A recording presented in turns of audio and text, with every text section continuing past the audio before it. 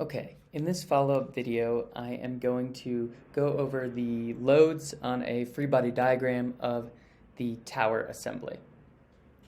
So I've drawn some diagrams here for you, and we can first look at the backstay and mainspan forces at the tower in elevation view. So that's this diagram on the left. Remember, there is a net horizontal force at the tower columns and walkway hump as a result of friction across the saddle and walkway. So this horizontal force isn't going to be the entire horizontal force in the cable.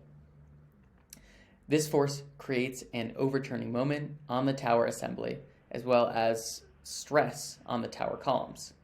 So we have a vertical force as well from the cable angle that will be the sum of the vertical components in the backstay and the mainspan.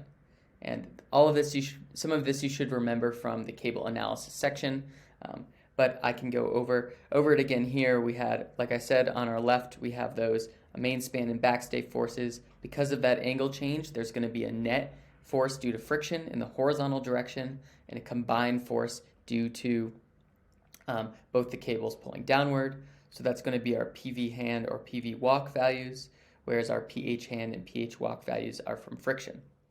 And notice that this is slightly offset from the center of mass of the tower, which I've labeled as P tower.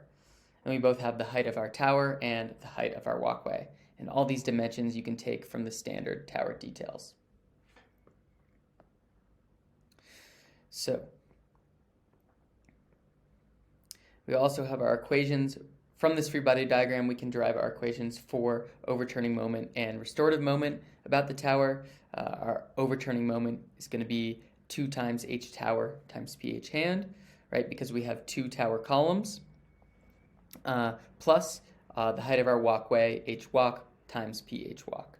So going back up, you can see our 2 heights, two columns that have a horizontal force from the handrail cable, and 1 walkway that has a horizontal force from the walkway cables.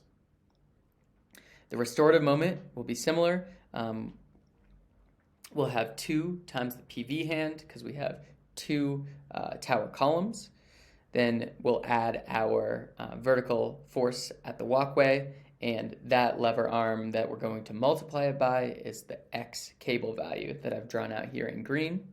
So that's just going to be the distance to where we're taking our moments, so the distance to point A, which is the toe of the tower assembly.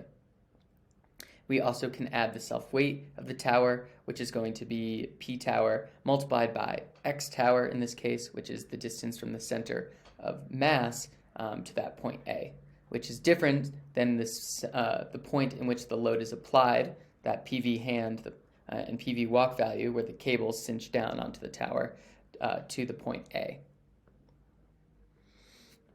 And from the standard details, we can just note that there is going to be always going to be an H tower value of 1.5 meters, an H walkway value of 0.4 meters. This is the distance to where the cables are, not to the top of the concrete slab.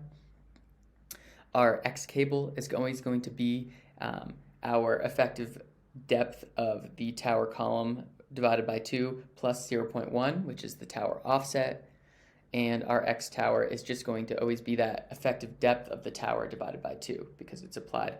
The center of mass is going to be halfway between the halfway or half of the effective depth of the tower. Now, like before I mentioned, I want to clear some things up regarding the different references to eccentricity we make. The first eccentricity we will discuss is the cable loading eccentricity. This is from the resultant of the horizontal and vertical forces, and we will examine this with a geometric check where we will ensure that the eccentricity of the tower saddle loading does not exceed a certain value. So this is like a pass or fail. Then we also have the eccentricity of the load. And in order to examine this, we have to take a look at the plan view of the tower, which I've drawn here.